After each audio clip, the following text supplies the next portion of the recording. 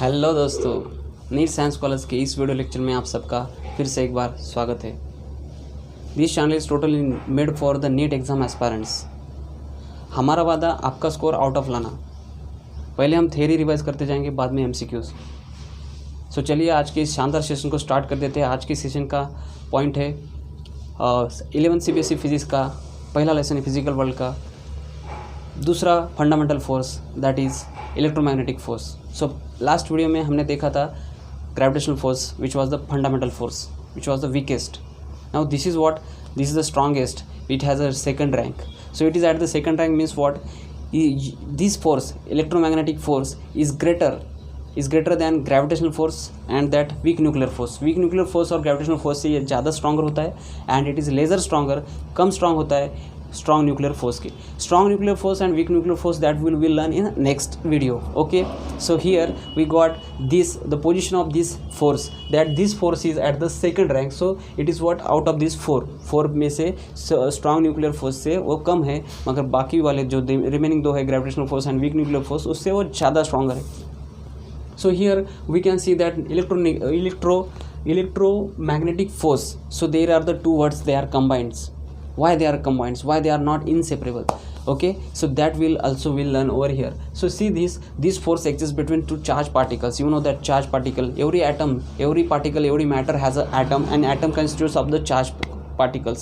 So charged particles are nothing but the electrons, protons. Okay, so they are having positive, negative charges, and you know that. So hence we got the two types of the charges, that is positive and negative charge. So whenever there are the two positive charges and negative charges comes in contact or at some distance, it also exists for the long range order, means large distance के लिए भी ये force exist करता है. So here when the charges comes at a distance, particular distance from them, so then we'll see that with the help of Coulomb's law of electrostatic, Coulomb's law states that when like charges comes towards each other, so at that time there will be the repulsion will be there. Suppose दो plus charge है और दो minus charge, तो इसमें आपको force of repulsions will be get. Okay, इनमें will be seen. So आपको इसमें फोर्स ऑफ रिपल्शंस आपको देखने को मिलेगा। Now when the different unlike charges, जब डिफरेंट चार्जेस प्लस माइनस जब पास में आते हैं या कुछ डिस्टेंस पे होते हैं, so at that time there is a force of attraction, they will attract towards each other.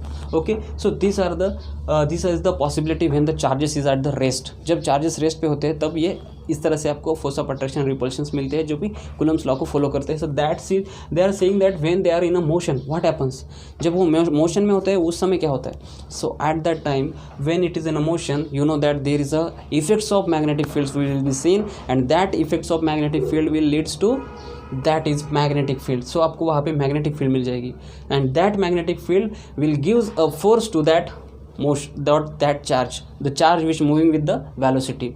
Okay, तो उसके ऊपर फोर्स आ जाएगा। That force is nothing but there will the force on that.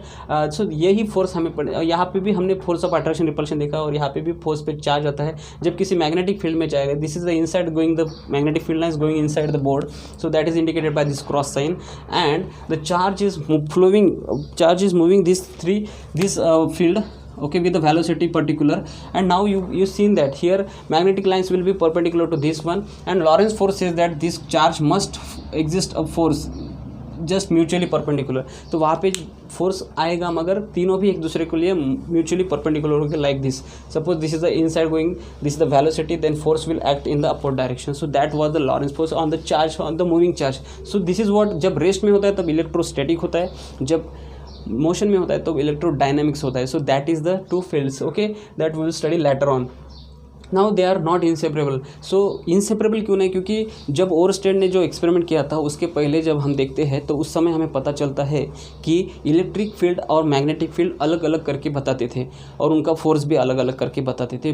But when Oersted has done the experiment, that way he took the wire and he flows the current from it, and he observed that needle get deflect. So needle ने यहाँ पे magnetic needle रखी, तो वहाँ पे उनको पता चला कि magnetic needle is getting deflected. So what is the reason for this deflection? Then he found that there creates magnetic field. So जब इलेक्ट्रिसिटी जाती है वायर में से, एट दैट टाइम उसके बाजू में मैग्नेटिक फील्ड तैयार होती है। ये कंपास के द्वारा, मैग्नेटिक नीडल्स के द्वारा ओरस्टेड ने परफॉर्म किया था, तो उसे ये तो हो गया। But he perform it in inversely, उसने इसे ही इनवर्सली परफॉर्म किया। जैसे कि मैग्नेटिक फील्ड है, okay, there is a magnetic field and if I place a wire in this magnetic field, अगर मैं कोई वायर प्लेस करूँ तो मैं पाता हूँ कि उसमें करंट आता है। So if I join a galvanometer to it, that coil, take a coil and place it in a magnetic field, changing magnetic field, या कॉइल की स्पीड रोटेट कर लो, कॉइल की स्पीड चेंज कर लो। एक तो ऐसा कॉइल जिसे आप गैल्वामीटर अटैच करते हो, suppose this is a galvanometer attach to it and you are moving this coil in a magnetic field, then also current produced in that wire, because see there is no battery or though there is no cell, so though there is a current, so current is inducing, यानी कि current जाता है तब magnetic field produce होती है। Magnetic field में जब wire रखते हो तो उसमें करंट प्रोड्यूस होता है। सो दोनों इनवर्सली, इसीलिए they are non separable, hence they are with the combined. So इसीलिए हम उस फोर्स का नाम ही रख दिया electromagnetic force. So that is they are inseparable, this keep in mind, and they are long range order, means large distance के लिए भी एग्जिस्ट होते हैं, just like a gravitational force we have seen that, and it they are no need, there is no need for this force, there is no need of a intervening medium. उनके बीच में कौन सा medium है, that is not purpose over here, they are not dependent on that medium, so it totally depends on the so उनके लिए medium कुछ मायने नहीं रखता, इंटरवेनिंग मीडियम उनके बीच वाला, मगर फोर्स के लिए मीडियम का ज़रूरी होता है। मगर जब आप दोनों का अट्रैक्शन का फोर्स अट्रैक्शन रिपल्शन देखते हो तो मीडियम के ऊपर डिपेंड नहीं करता कि मीडियम है तो होना नहीं है अट्रैक्शन रिपल्शन नहीं। So medium is, intervening medium is not here important. Now we have seen that electromagnetic very larger than gravitational force. अगर आप फॉर एग्जांपल के तौर पे अगर देखोगे तो प्रोटॉन के बीच में जो फोर्स है ना, वो अगर आप कंपेयर करोगे ग्रेविटेशनल फोर्स के साथ, तब उस समय आप पाओगे कि ये अगर यहाँ पे मैं इक्वलिटी साइन बता दूँ तो यहाँ पे 10⁻36 फैक्टर एक्स्ट्रा आ जाता है। So that this extra factors is shows that much times of the gravitational force के उतने टाइम्स वो बराबर हो जाएगा प्रोटॉन के बीच वाला इलेक्ट्रिक फोर्स। सो इससे आपको पता चलेगा वो कितना बड़ा है। Okay, electric force how much is stronger than gravitational force. So gravitational force कितना वीकेस्ट है वो भी पता चलता है।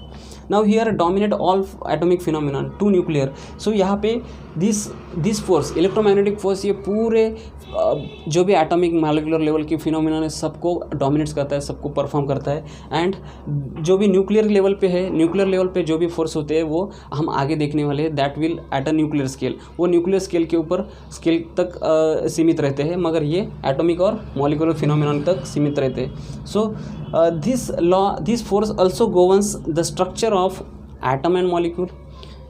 स्ट्रक्चर का, एटम का जो भी स्ट्रक्चर है, मॉलिक्यूल का जो भी structure, that they can explain with this electromagnetic force. They also explain the dynamics of the chemical reactions, chemical reactions की स्पीड रेट कितना है, that also explain by this electromagnetic force. They also explain the properties of the thermal properties, or you can say that mechanical properties of any material, they can be explained with this electromagnetic force. Okay, now we'll see that it underlies microscopic forces. इसके अंदर derived forces बहुत सारे आते हैं। That derived force is tension, normal force, you know that the tension in the rope, किसी rope में tension होता है, so that is what tension in the rope. Pendulum is string tied to the string, at that time tension in the string is there is normal force. Suppose I am taking a book, okay, I am taking a book, so there is what normal force on it. To balance it, I have provide this gravitational force by the normal force. ये normal force जो होता है, जो मुझे gravitational force के opposite में होता है कभी भी, that is called the normal force is nothing but the electromagnetic force.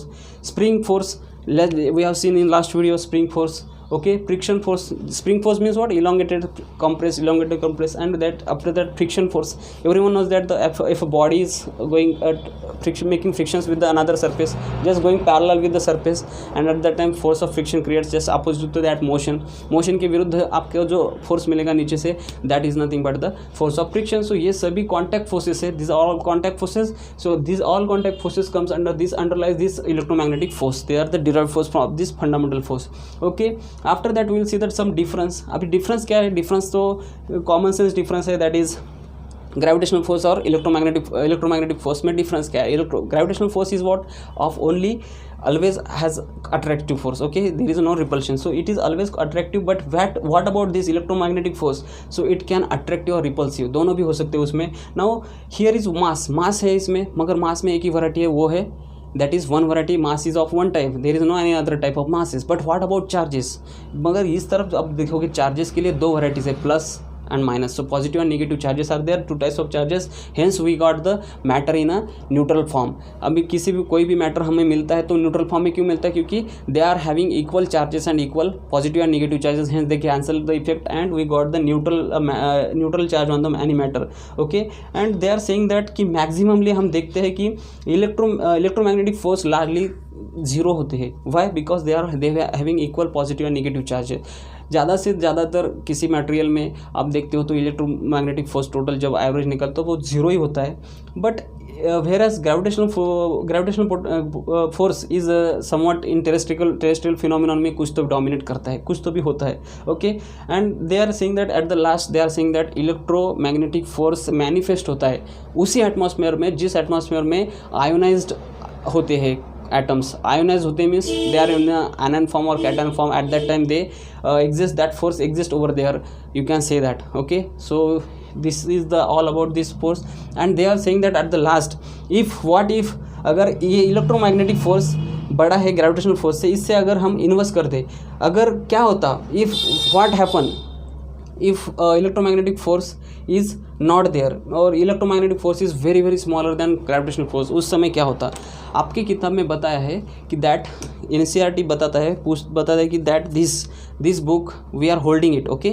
Why we are holding it? Because you know that there is a gravitational force which is towards the downward gravitational force होता है किसी भी objects पे, मगर this objects is at a certain height and it is constant though there is a gravitational force. But why?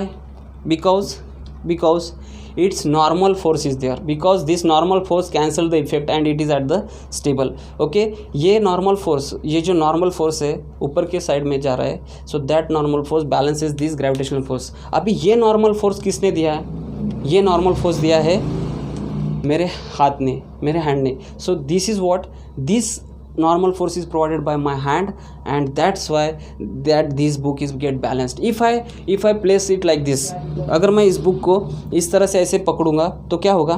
so it will fall down, तो तुरंत गिर जाएगा. इस तरह से मैं अगर बुक को पकड़ता हूँ means I am not holding the book, yes I am so book will fall, book तुरंत नीचे जाएगा. why?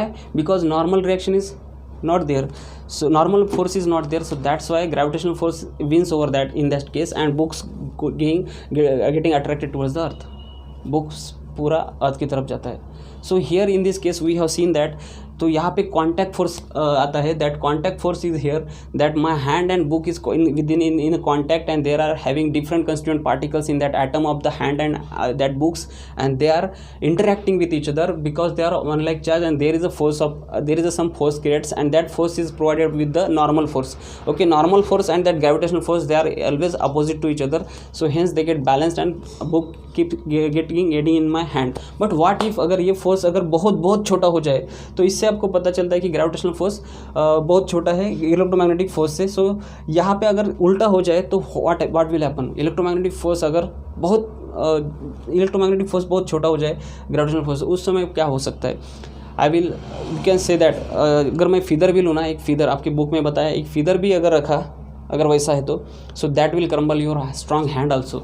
अगर किसी का स्ट्रॉन्ग हैंड के ऊपर अगर फीदर रख दिया तो that feather will crumble down your, और पूरा आपका हाथ बिगाड़ देगा कि आपको आप जो भी है उसके वेट से, क्योंकि gravitational force will be more over there, क्योंकि ग्रेविटेशनल फोर्स अगर वीकेस्ट नहीं होता तो हमारे लिए ये परेशानी होती. सो हम खुद भी हमारे खुद के वेट से क्रम्बल हो जाते थे, ये भी उन्होंने ये भी बताया हुआ है. ओके दोस्तों, अगर ये वीडियो अच्छा लगा है तो आपको लाइक शेयर कमेंट करना भूलना नहीं है. नए सब्सक्राइब है तो सब्सक्राइब करने के लिए नहीं भूलना है. ओके, तो फिर मिलेंगे किसी शानदार वीडियो के साथ, नेक्स्ट फोर्स के साथ, nuclear force, weak nuclear force and strong nuclear force. तब तक के लिए थैंक यू.